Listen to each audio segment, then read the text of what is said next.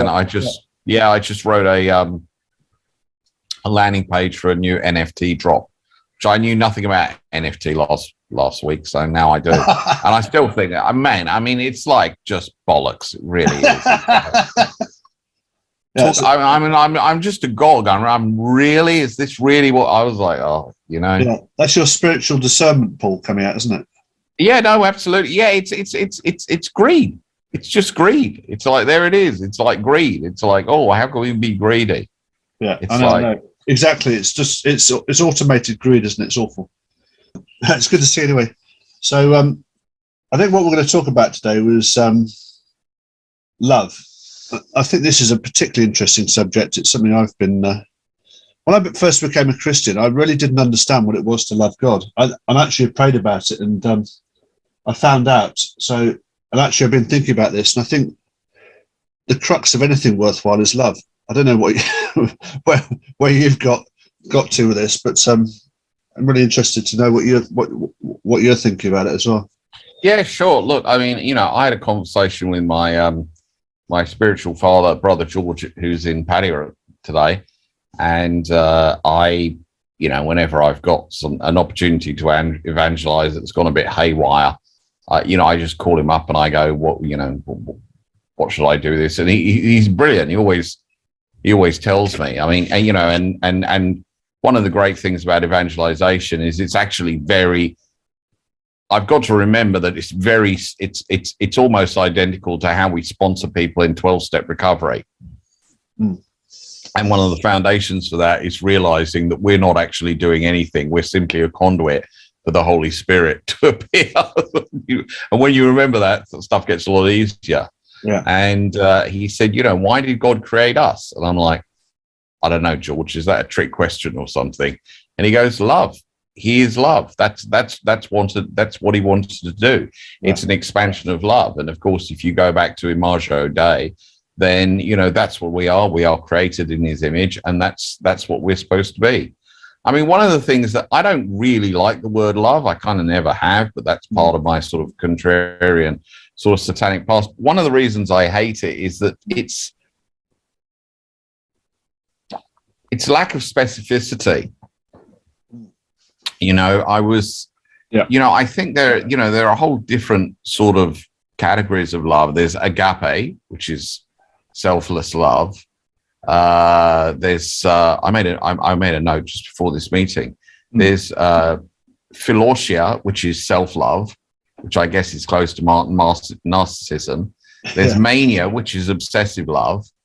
Yeah. There's ludos, which is playful love. There's eros, which is romantic love. There's storge, which is what you and I have, which is familiar love, like brotherly love. Yeah. There's pragma. I'm not too sure what that is, but that's enduring love. And there's philia, which is affectionate love. Yeah. And that occurs between friends. Oh, no, philia is actually friends and family members. So what was the other one? Storge, familiar love. I'm not sure what that is. But that at least sort of like, that at least gives us a much clearer working definition, because, for sort of like for most of my, up until 10 years ago, I if you could do nice things for me, I would love you.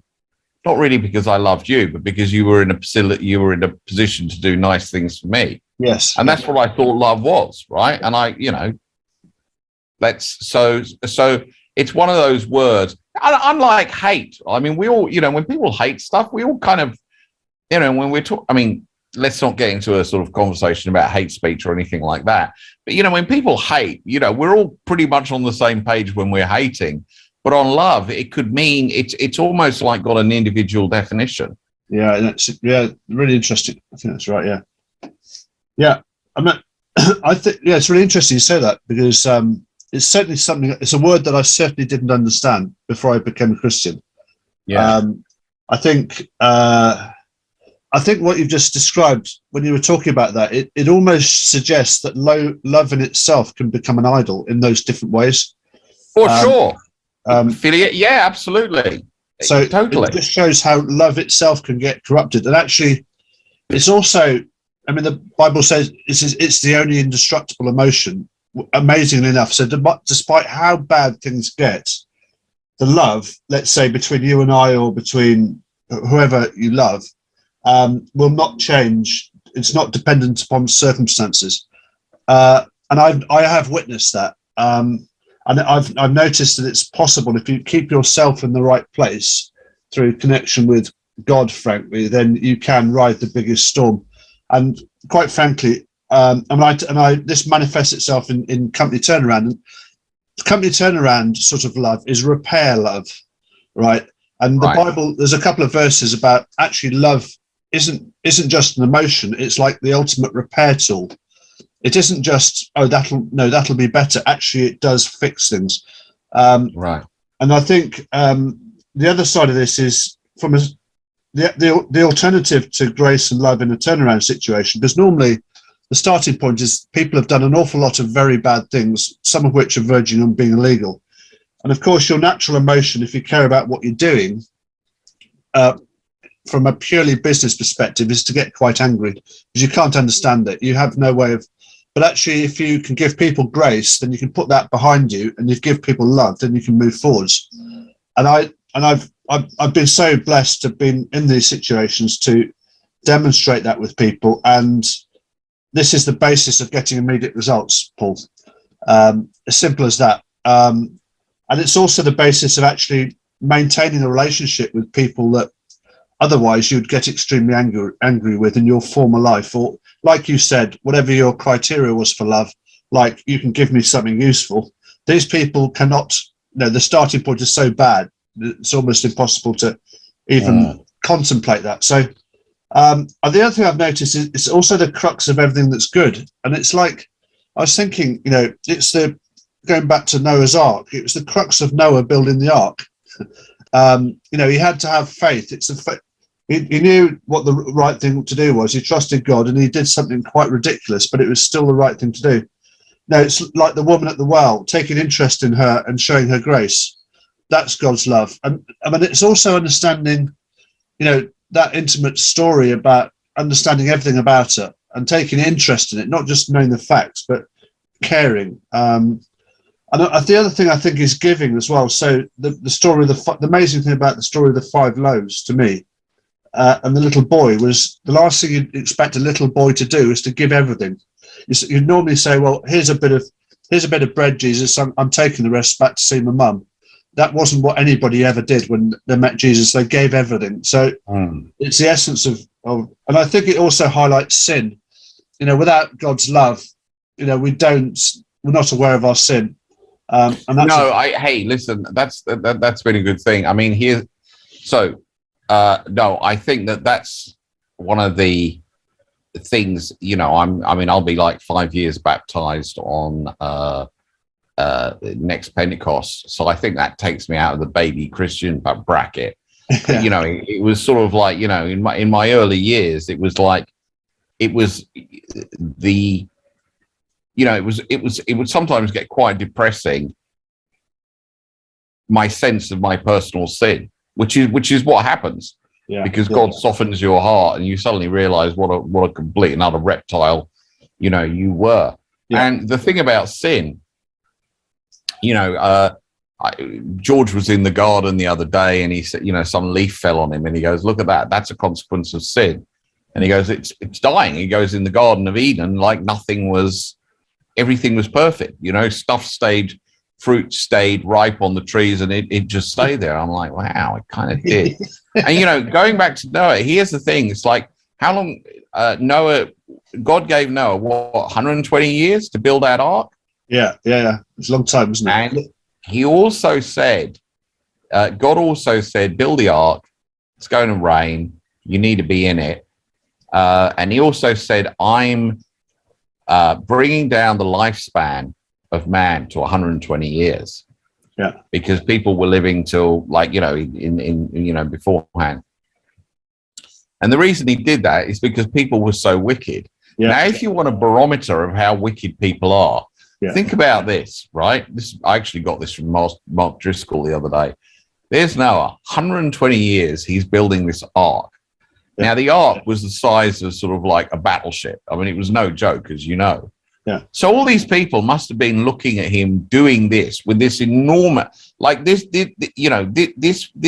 would have been the nanotechnology of the day. I mean, he was building something absolutely remarkable. Yeah. And yet he didn't get any acolytes. He didn't get any disciples. People must have been asking him. He must have been telling them. And he was like, we need to get on this. And no one. It was his wife and his family. That's it. I know. Because it's sin. Like, people were just like, no, screw that. It's like, I'm going to go off and do this. And I think the point about that is I think it's love that gives you the courage to do that, Paul. Because without love, I don't think you would, love of God, I don't think any way would you do that. Because it's flying in the face of anything that is really sort of humanly sensible, really. It's love of God, but it's also fear of God. Yeah, for sure. It's that, when we say fear of God, that's something that non-Christians never understand. It's that reverence. Yeah. And but at the end of the day, he is God and he is the governor. And it's like, there's no arguing. It's like, it's just, it just is. It's like arguing with the wind or arguing with the elements. Yeah. No, or arguing with gravity. Yeah. It's like, them's the rules. Yeah. I think the other thing with this is, it's like a force field as well, because I think the other thing with love is yes, I agree, it's difficult to put your finger on, but actually I do think that you can experience God's love, and in the purest sense of the word, by connecting with him. And I have witnessed this, be able to see people in a totally different light from various different times of my life, or becoming, earlier on in my life, I used to notice when I used to walk through the countryside if I was really enjoying and observing or just wrapped up in my own thoughts. Yeah. And I think that's, it's a metaphor, I think, for the way we can not engage with people properly, or be aware of, what good looks like. So I think the other thing with it, I think love is like a force field. You can't get away from it, and you can experience it as a non-Christian from your kids, from your family, in all kinds of different ways. Maybe in those ways you talked about earlier, in those categories. Well, also loving God is the way to right size love in your other relationships. Yeah, exactly. Because as we were going through those things, your family can become an idol. Yeah, absolutely. It's like how many kids, and I speak for myself, how many kids have been ruined because their parents are so controlling. Yeah. Parents are projecting what they want on their child. Yeah. And they're obsessed about their, we've all seen that go wrong. I know. And I think on that point, actually, part of the reason why the first chapter of the Winning Thinking program is talking about a lot of different idols. What do you love? And it talks about money, and it talks about your house and your family. And the tragedy with all of that, Paul, is it can all be taken away from you, right? Yep.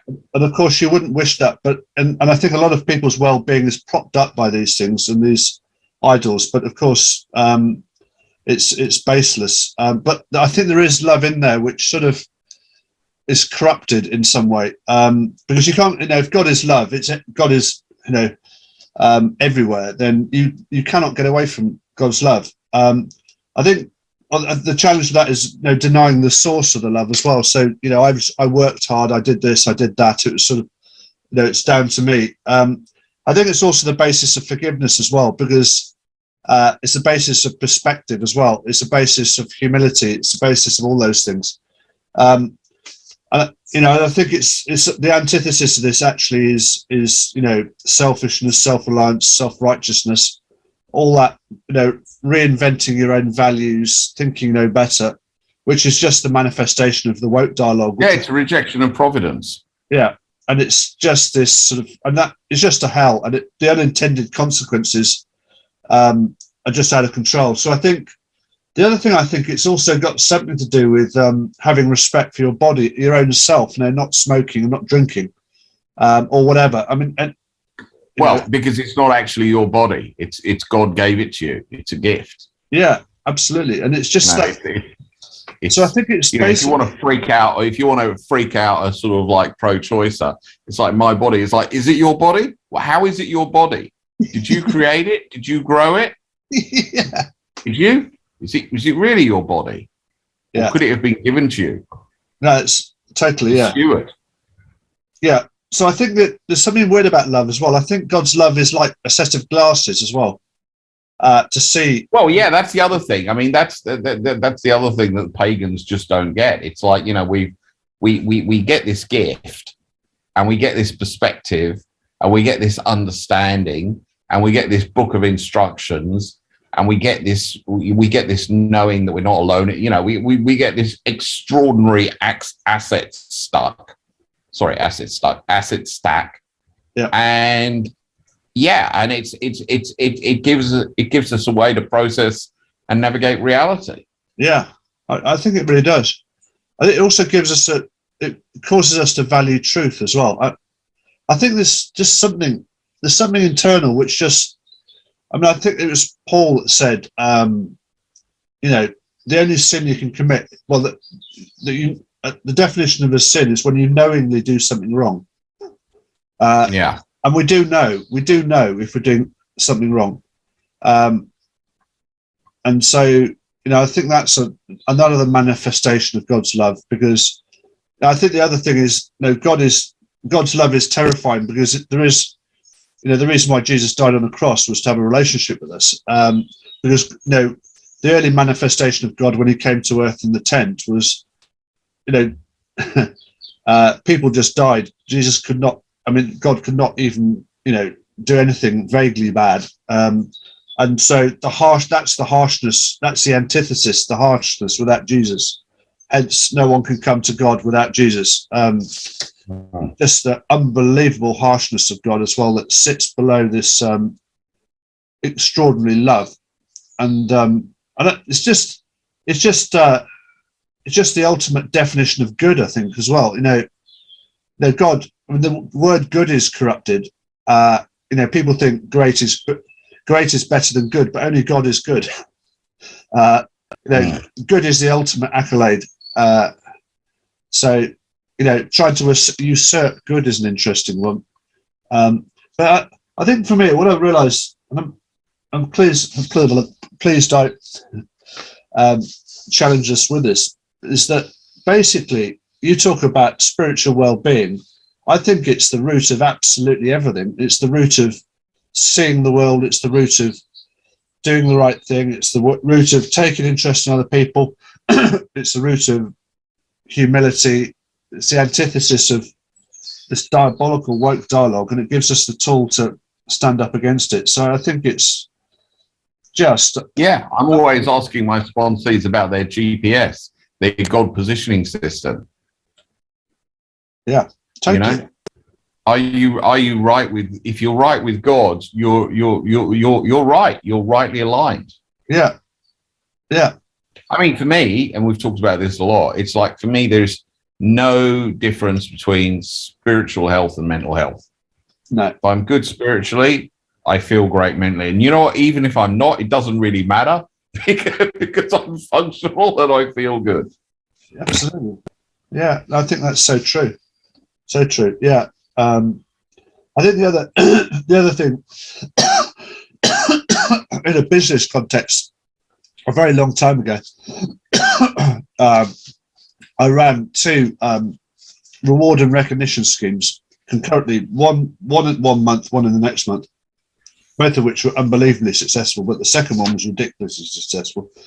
The first one was, I said to everybody throughout the whole business, I want you to take one action, right, that improves this, whatever it was, that we were driving towards. And if you do that, I'll give you, it's recognition. It wasn't monetary value. It's something like 50 quid to take your girlfriend out or boyfriend, whatever the politically correct term is, out for a meal, something like that, a sort of token. And then which was just unbelievable.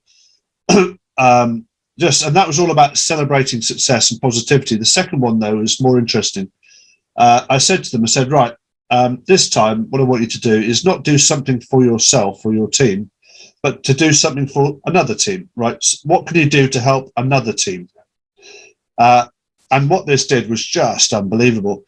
I could feel this whole dynamic change, in this place just by practicing doing things for other people. And I think that is that to a large degree.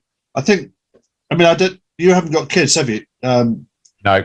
Yeah. one of the most staggering things I recall in my life was the definition of love, which is the emotion you feel when your first child is born, Paul.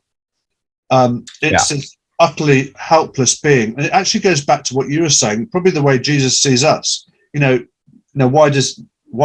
were we created? Because of God's love.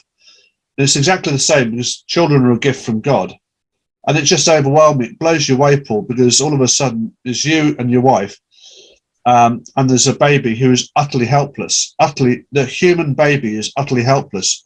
It needs the most unbelievable amount of love to enable it to function.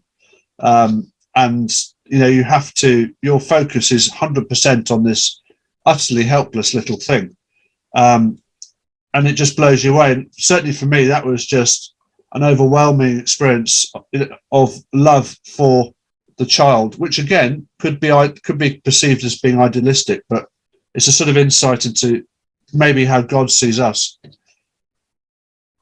Yeah, I think that. Yeah, that's definitely part of it. I mean, the model is that sort of like, we're his children. We're adopted into him once we accept Jesus. That's the thing. And we, Pastor Tim last weekend spoke. He was talking about the Father's love, but he was talking about sonship. He said we become sons. Yeah. Yeah. And again. So to be loved is one thing. To be a son is quite another thing. Yeah, there's responsibility with being a son or a daughter. There's responsibility. There's a daughter. There's status. Yeah. There's security. Identity as well. It's there's a special dynamic to the relationship. Yeah, it's identity as well, isn't it? It's fundamentals of identity. Just to go back to Pastor Kirill, mentor, who said that the world wants to sell you an image, Christ wants to give you an identity. Yeah, 100%. That's brilliant. Yeah, great. So, by the way, I heard something very funny the other day. I was admonishing a friend of mine, and I'd sent him that he was. I won't go into details. He was planning to go and do the kind of thing that I used to do in Thailand. I'm sure you probably figure out what it was. Yeah. And I was just sending him some scriptures, and it was one where Paul says, give yourself as a living sacrifice. And I was talking to George, and I told him about it. He said, he said, the problem with living sacrifices is they have a habit of crawling off the altar. Yeah. Which I thought was great. Yeah. But hey, I'm pleased you enjoyed that metaphor of Doug Wilson's to, following God's will and being in front of the dashboard, the instrument panel in the cockpit, as opposed to steering the plane by hanging onto the nose. That's so genius. That is such a genius metaphor. I love it. Absolutely. I think there's very few people that actually wouldn't actually relate to that, Paul. I think that's so important. It's a really good metaphor. I think everybody struggles with that. And actually, it's a pretty awful journey to get there. It's certainly been a very difficult journey for me. It requires far more sacrifice than I've ever. I've sacrificed so much over the since I became a Christian, to try and discover what that cockpit looks like. But I still don't feel that I'm really very close to it. But it's. But you can feel it now. I can feel it now. Yeah, I can feel it now. And thank God for that, literally. And it's just, really amazing. But I think the challenge now, as I said, is to maintain well-being, which is full circle with everything we've talked about on these calls, really. About your analogy of maintaining spiritual well-being being the basis of mental health and emotional well-being and the rest of it. I think, for me, it's like, look, I've been in that app every day. I've been reading the scripture. You know, I haven't been spending more than 15 minutes a day doing it, but I mean, that's, you know, each day that's 15 minutes more than I did last year. So that's good. And I can feel that cumulative effect. And I've been, you know, and I have a lot of conversations thanks to recovery. And one thing, I heard a great definition for prayer, and this always stuck with me. And actually, I heard this in recovery. Someone said that prayer is any time you're talking to God, thinking about God, or talking about God. Right, yeah. Anytime you're talking to, thinking about, or talking about. So, you know, this has been a prayerful conversation. Absolutely, yeah, no, thank you. Yeah, brilliant. Great. Well, no, fantastic. Anything else, Paul, to add? No, I'm off to bed by boat. I had, I've got to get up early tomorrow morning because I've just done a project for the Middle East, which I'm pretty sure the directors, excuse me, going to want some changes on early. So I've got to be up at about 4:15 a.m. And I just wrote a landing page for a new NFT drop, which I knew nothing about NFT last week, so now I do. And I still think, man, I mean, it's like just bollocks. It really is. I'm just a gog. I'm really, is this really what I was like? Oh, you know. Yeah, that's your spiritual discernment, Paul, coming out, isn't it? Yeah, no, absolutely. Yeah, it's greed. It's just greed. It's like, there it is. It's like greed. It's like, oh, how can we be greedy? Yeah, it's I know. Exactly. It's just it's automated greed, isn't it? It's awful. Yeah, Paul, it's been great speaking to you, my friend. I think the chat now on that note, actually, it's important. The only thing we really need to do is look after ourselves. You know, when we're sort of going in the right way, instead of questions, maintaining our well-being, isn't it? Pray, love it. Pray, read the Bible, stay close to God. Yeah, absolutely. Yeah, brilliant speaking to you as ever, Paul. Thanks very much for your time. Take care. Take care. This month. Bye.